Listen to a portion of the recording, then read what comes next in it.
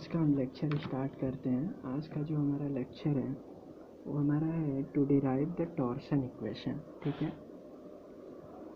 तो torsion equation को derive करने के लिए सबसे पहले हमारे पास कुछ एजम्पशन होते हैं जो यहाँ पे कुछ मेंशन है। यहाँ पे एजम्पशन सबसे पहला हम ये एजम्पशन लेके चलते हैं कि जो हमारा शेफ्ट है, ठीक है, वो हमारा कैसा होना चाहिए, होमोजीनियस होना चाहिए।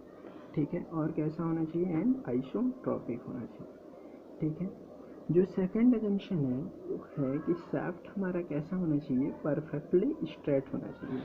ठीक है, शेफ्ट में कोई भी डिफॉर्मेशन नहीं होना चाहिए। ठीक है, जो थर्ड एजम्पशन है वो हमारा क्या है कि शेफ्ट हमारा कैसा होना चाहिए, यूनिफॉर्म क्रॉस सेक्शन का होना चाहिए। ठीक है, फोर्थ एजम्पशन है कि circular shaft remain circular after twisting. इसका मतलब ये है कि ट्विस्टिंग मतलब टॉर्क अप्लाई करने से पहले और टॉर्क अप्लाई करने के बाद जैसा क्रॉस सेक्शन है वैसा ही होना चाहिए। मतलब यदि सर्कुलर है तो हमारा वो सर्कुलर ही क्रॉस सेक्शन होना चाहिए टॉर्क अप्लाई करने के भी बाद। ठीक है, जो सबसे लास्ट एजम्पशन है कि टॉर्क यूनिफॉर्म है, torque is uniform throughout the shaft. मतलब जो हम शेफ्ट पर टॉर्क अप्लाई करेंगे वो टॉर्क हमारा through out the cross section कैसा होना चाहिए, सेम होना चाहिए। ठीक है, इन सारे एजम्पशंस को लेकर के हम एक्सप्रेशन को डिराइव करने जा रहे हैं। ठीक है, इसमें हमारे पास क्या है कि जैसा कि आप देख रहे हैं कि ये जो है ये हमारे क्या है, एक शेफ्ट है, और यहाँ पे मैंने इसका जो क्रॉस सेक्शन है उसको मैंने किससे दिखा दिया है, एक सर्कुलर से दिखा दिया है। मतलब इसका ये बताता है कि जो ये शेफ्ट है उसका जो क्रॉस सेक्शन एरिया है वो कैसा है, हमारा सर्कुलर है। ठीक है, अब क्या करते हैं, ठीक है, हम क्या करते हैं कि इस शेफ्ट पर हम एक टॉर्क अप्लाई करते हैं। इस शेफ्ट पर हम क्या करते हैं, एक टॉर्क अप्लाई करते हैं। जब जैसे ही हम शेफ्ट पे टॉर्क अप्लाई करेंगे वैसे ही हमारा शेफ्ट क्या होगा, शेफ्ट हमारा एक थीटा एंगल से क्या हो जाएगा, ट्विस्ट कर जाएगा। ठीक है, इस बात को समझने के लिए हम इस शेफ्ट पे क्या करते हैं कि दो पॉइंट कंसीडर करते हैं, एक ए एंड एक सेकंड पॉइंट हमारा क्या है, एक बी पॉइंट है। ठीक है, ये टॉर्क अप्लाई करने से पहले और जैसे ही हमने टॉर्क अप्लाई किया ये जो पॉइंट बी था, ये पॉइंट बी न हो करके ये थोड़ा थीटा डिग्री से मूव कर गया और ये पॉइंट बी कहाँ पहुँच गया, पॉइंट सी पे। ठीक है, इस बार पे देख सकते हैं और इसके क्रॉस सेक्शन पर भी आप देख सकते हैं। ठीक है, सबसे पहले अब हम यहाँ पे क्या करते हैं कि ये जो थीटा डिग्री से ये हमारा शेफ्ट डिफॉर्म हुआ है, थीटा एंगल से हमारा शेफ्ट जो ट्विस्ट हुआ है, सबसे पहले हम उसकी वैल्यू को कैलकुलेट करते हैं। तो हमें क्या मिलता है, हमें पता है कि जो एंगल होता है वो आर्क अपॉन रेडियस होता है, आर्क अपॉन रेडियस होता है। ठीक है, तो आर्क यहाँ पे क्या है, आर्क बी सी है और रेडियस क्या है हमारा, यहाँ पे कैपिटल आर है। ठीक है, तो यहाँ से जो आर्क बी सी की वैल्यू मिलती है वो कितना हो जाता है, आर इंटू थीटा। ठीक है, अब हम क्या करते हैं कि हमें पता है कि जब हम किसी शेफ्ट पे टॉर्क अप्लाई करते हैं तो टॉर्क अप्लाई करने के कारण क्या होता है कि हमारे शेफ्ट में हमारा क्या होता है, एक शियर स्ट्रेस डेवलप होता है। ठीक है, शियर स्ट्रेस के कारण यहाँ पे क्योंकि हमारा इसमें बॉडी ये जो शेफ्ट है भी ट्विस्ट हो जा रहा है, तो शियर स्ट्रेस के कारण जो ट्विस्टिंग पैदा होता है, जो चेंजिंग होता है, उसको हम बोलते हैं शियर स्ट्रेस और जिसको डोनेट करते हैं हम फाई से। ठीक है, ये फाई क्या होता है हमारा, फाई होता है हमारा शियर स्ट्रेंथ। ठीक है, इस शियर स्ट्रेंथ की वैल्यू कितना होगा, अगर हम कैलकुलेट करें तो शियर स्ट्रेंथ फाई की जो वैल्यू होती है ये होता है BC अपॉन एल। ठीक है, और BC क्या है यहाँ पे, BC हमारा है आर्क, और आर की वैल्यू हमने कैलकुलेट किया आर इंटू थीटा, तो फाई की वैल्यू कितना हो गया, R into theta by L. ठीक है, ये हमारा इक्वेशन नंबर 1 हो गया। ठीक है, अब हमें पता है कि यहाँ पे क्या डेवलप हो रहा है, टॉर्क के कारण ड्यू टू टॉर्क टॉर्क के कारण हमारा क्या हो रहा है, शियर स्ट्रेस डेवलप हो रहा है, शियर स्ट्रेस डेवलप हो रहा है। तो shear stress according to Hooke's law के अकॉर्डिंग क्या होता है कि जो शियर स्ट्रेस होता है is directly proportional to shear strength. ठीक है, शियर स्ट्रेस, यहाँ पे हम शियर स्ट्रेस को टाउ से डिनोट करते हैं, that is directly proportional to the shear strength that is pi. ये प्रोपोर्शनल का साइन हटाते हैं तो यहाँ पे एक जी कांस्टेंट आ जाता है, जी इंटू फाइव, जहाँ जिसको जी को हम क्या बोलते हैं, ये मॉडुलस ऑफ रिगिडिटी होता है। क्या होता है हमारा मॉडुलस ऑफ रिगिडिटी। ठीक है, मॉडुलस ऑफ रिगिडिटी होता है। ठीक है, अब यहाँ से यदि मैं फाई की वैल्यू कैलकुलेट करूँ फ्रॉम इक्वेशन टू से, यदि मैं अगर फाई की वैल्यू कैलकुलेट करूँ तो कितना आ जाएगा, टाउ बाई जी। ठीक है, तो from equation 1 and 2 we can write tau by G equals to हो जाएगा हमारा आर थीटा बटे।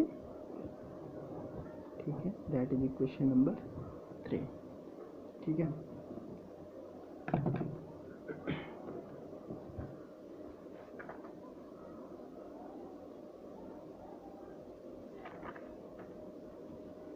ये जो एक्सप्रेशन हमने डिराइव किया है ये किस रेडियस के लिए है, कैपिटल आर। कैपिटल आर का मतलब क्या है, हमारा जो सर्कुलर क्रॉस सेक्शन है उसके आउटर रेडियस पे ये टाउ मतलब टॉर्सनल शियर स्ट्रेस का फॉर्मूला है। ये फॉर्मूला, ये टॉर्सनल ये प्रोवाइड करता है torsional shear stress at radius किस रेडियस पे, कैपिटल आर पे। यदि हम फाइंड आउट करना चाहें किसी भी, if any radius small R पे निकालना चाहें टॉर्सनल शियर स्ट्रेस का फॉर्मूला, तो क्या होगा, हम यहाँ से लिख सकते हैं tau by G is equals to क्या हो जाएगा हमारा, स्मॉल आर इंटू थीटा बट्टे थीटा बाई एल। ठीक है, ये हमारा किसी भी आर रेडियस के लिए ये हमारा टॉर्सनल शियर स्ट्रेस का फॉर्मूला है। ठीक है, यहाँ से हम क्या करते हैं कि इसकी टॉर्सनल शियर स्ट्रेस की वैल्यू को कैलकुलेट कर लो, तो क्या हो जाएगा हमारा G theta by L into R. लिख सकते हैं, बिल्कुल लिख सकते हैं। ठीक है, यहाँ पे ध्यान से अगर देखोगे तो जी हमारा कांस्टेंट है। जी क्या होता है, मॉडुलस ऑफ रिजिडिटी जो कि क्या होता है हमारा कांस्टेंट होता है। ठीक है ना, जी भी कांस्टेंट है, थीटा भी क्या होता है, कांस्टेंट होता है पर्टिकुलर एक टॉर्क के लिए। ठीक है, एल भी लेंथ ऑफ द शाफ्ट जो है, शाफ्ट की लेंथ जो है, शाफ्ट लेंथ, ये भी हमारा क्या है, कांस्टेंट है। ठीक है, इस कंडीशन को देखते हुए हम कह सकते हैं कि जो टॉर्सनल शियर स्ट्रेस का जो वेरिएशन है ये कैसे डिपेंड करता है, किस पे डिपेंड करता है, लीनियरली डिपेंड करता है। और किस पे डिपेंड करता है, रेडियस पे डिपेंड करता है। ठीक है, तो इसका ज़रा हम वेरिएशन देखते हैं कि ये वेरी कैसे करता है टॉर्सनल शियर स्ट्रेस, रेडियस के साथ इसका वेरिएशन कैसे होता है हम देखते हैं। ठीक है, अब यहाँ पे ये मेरा एक सर्कुलर बार है। ठीक है, जिसका क्रॉस सेक्शन सर्कुलर है। ठीक है, और ठीक है, आप ऐसा समझो एट स्मॉल रेडियस आर की वैल्यू जब 0 होगा, ठीक है, इस केस में हमें टॉर्सनल शियर स्ट्रेस की वैल्यू कितना मिलेगा, 0 मिलेगा। जब इस स्मॉल आर की वैल्यू कैपिटल आर होगी तो इस केस में जो टॉर्सनल शियर स्ट्रेस मिलेगा वो हमें क्या मिलेगा, मैक्सिमम मिलेगा। ठीक है, ऐसे केस में हम वेरिएशन इसका देखते हैं। तो इस पॉइंट पे r इक्वल टू 0 पे हमें टॉर्सनल शियर स्ट्रेस 0, और जब इसकी वैल्यू वेरी करके r आएगी उस पे हमें जो टॉर्सनल शियर स्ट्रेस जो मिलेगा वो क्या मिलेगा, मैक्सिमम मिलेगा। उस तरीके से इस एंड पे देखा जाए तो यहाँ पे क्या होगा, 0 मिलेगा, और जैसे इधर आओगे r पे आओगे तो हमें क्या मिलेगा, मैक्सिमम मिलेगा। ठीक है, इन दोनों को और यदि हम मिला के ग्राफ खींचें तो देखो हमारा वेरिएशन कैसे आता है। ये धीरे धीरे जैसे जैसे हम रेडियस से दूर, सेंटर ऑफ रेडियस से दूर चल जाते हैं, वैसे वैसे इसकी वैल्यू, टॉर्सनल स्ट्रेस की वैल्यू क्या होती है, हमारा बढ़ती हुई चली जाती है। ठीक है, ये है। हम क्या करते हैं कि हमें पता है कि पिछले लेक्चर में भी हमने बताया था कि जब भी हम किसी चीज़ का फॉर्मूला डिराइव करते हैं तो हम पूरे क्रॉस सेक्शन पे बात नहीं करते हैं, हम एक पर्टिकुलर एक स्मॉल सेक्शन पे को लेकर के हम किसी भी फॉर्मूले का डेरिवेशन करते हैं। तो इस तरीके से हमने क्या किया कि यहाँ पे एक एलिमेंटल स्ट्रिप ले लिया। ठीक है, ये हमारा ये हमने एक छोटा सा रिंग ले लिया। ठीक है, ये छोटा सा हमने एक रिंग ले लिया, ये रिंग है, इसको मैं क्लियर कर देता हूँ, ये रिंग है। ठीक है,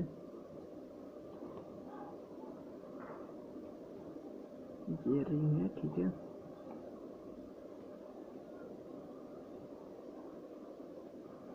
ये रिंग है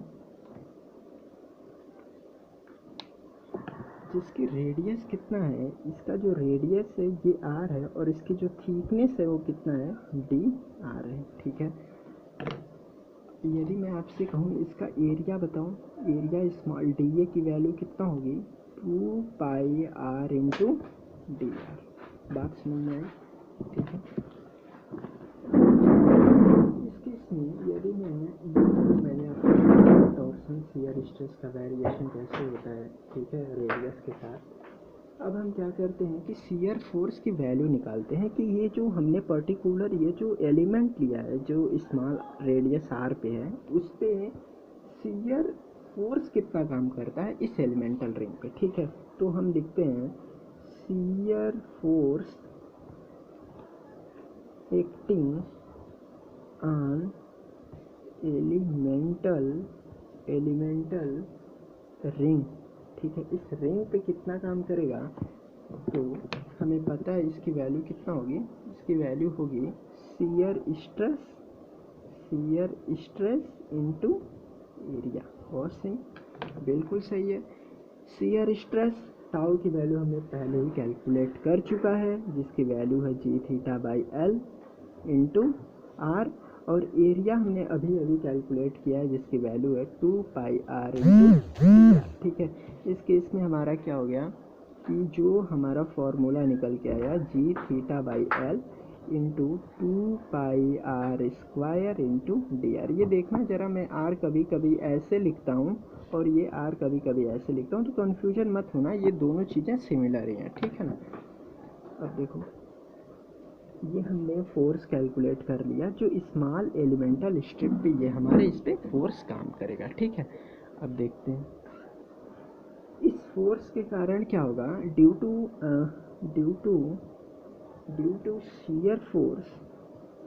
टू शियर फोर्स के कारण क्या होता है हमारा एक क्या होता है हमारा रजिस्टिंग टॉर्क काम करता है। किस पे काम करता है, एलिमेंट पे काम करता है। रजिस्टिंग टॉर्क काम करेगा, टॉर्क किस पे काम करेगा, ऑन एलिमेंट पे।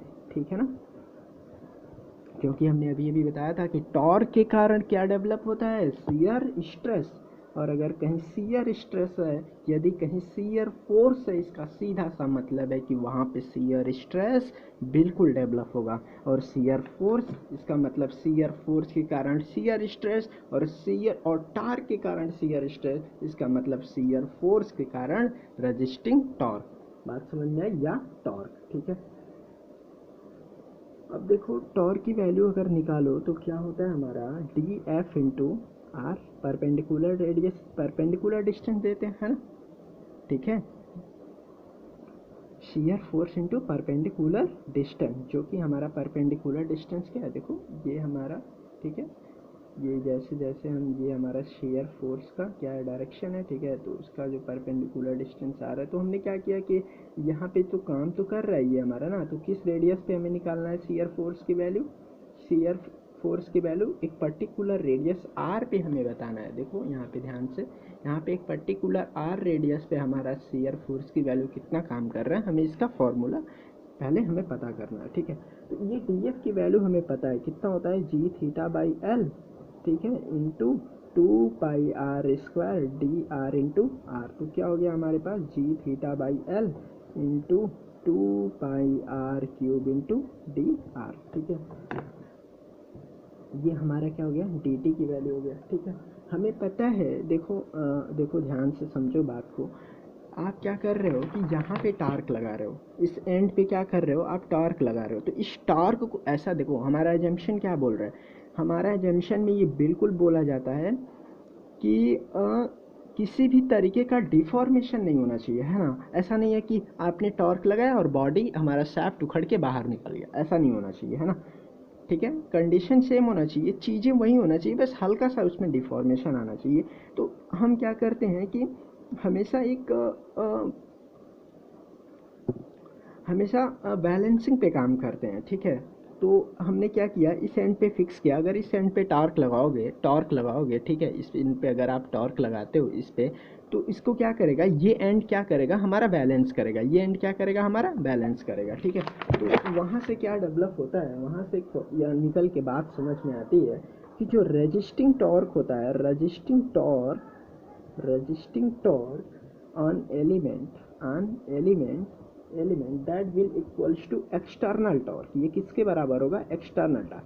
भैया जो आप एक्सटर्नल टॉर्क लगा रहे हो उसकी वैल्यू, उसको कौन अपोज कर रहा है, हमारा जो एंड फिक्स है वही तो अपोज कर रहा है, ठीक है। तो वहाँ पे क्या होता है, जो आप एक्सटर्नल टॉर्क लगाते हो तो वहाँ पे वो विरोध करता है उस चीज़ों का, जहाँ कहाँ पे विरोध होता है, कहाँ पे अपोज करता है, जो एंड फिक्स होता है, ठीक है, वहाँ पे हमारा क्या होता है, वहाँ पे अपोज करता है वो लगाए गए टॉर्क का, मतलब एक्सटर्नल टॉर्क का वो क्या करता है, हमारा अपोज करता है, ठीक है।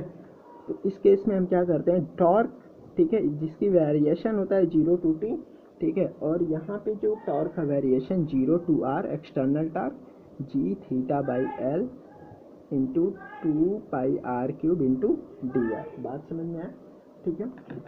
यहाँ से सॉल्व करोगे तो ये वैल्यू निकल के आता है जी थीटा बाई एल, ठीक है, यहाँ पे कांस्टेंट है 2 पाई बाहर, r³ का जो डिफ्रेंशिएशन करोगे, r2 इंटीग्रेशन करोगे तो r⁴/4, ठीक है। तो 4 से 2 से 4 कट जाएगा, कितना आ जाएगा हमारा 2, तो ये आ जाएगा r⁴ इज डिवाइडेड बाई 2, ठीक है, और डी टी इसका वेरिएशन टी आ गया, ठीक है। ये हमारा एक एक्सप्रेशन निकल के आया, ठीक है। यहाँ पे बात समझो, ये जो πr⁴ इज डिवाइडेड बाई 2 है, ये क्या हमारा, ये और कुछ नहीं है, ये हमारा है पोलर मोमेंट ऑफ इनर्शिया। क्या हमारा, पोलर मोमेंट ऑफ इनर्शिया, क्या हमारा पोलर मोमेंट ऑफ इनर्शिया, जिसको हम किससे रिप्रेजेंट करते हैं, जे से। तो इस टर्म को हम हटा के क्या लिखते हैं, जे लाते हैं, ठीक है। तो हमारा जो एक्सप्रेशन बनता है वो हो जाएगा torque T equal to theta by L into J, ठीक है। तो यहाँ से हम लिख सकते हैं T by J equal to G theta by L, ठीक है। ये हमारा क्या एक्सप्रेशन हो गया, इक्वेशन नंबर 5, ठीक है। और पीछे हमने, ठीक है, इतना समझ गया,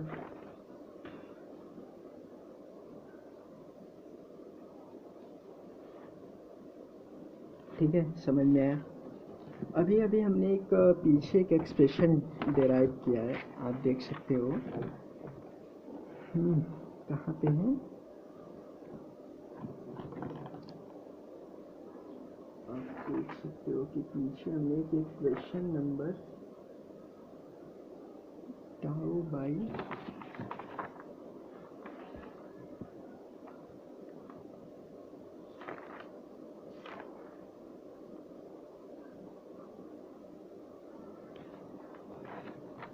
एक क्वेश्चन और हमारे पास आता है निकल करके पीछे, प्रीवियस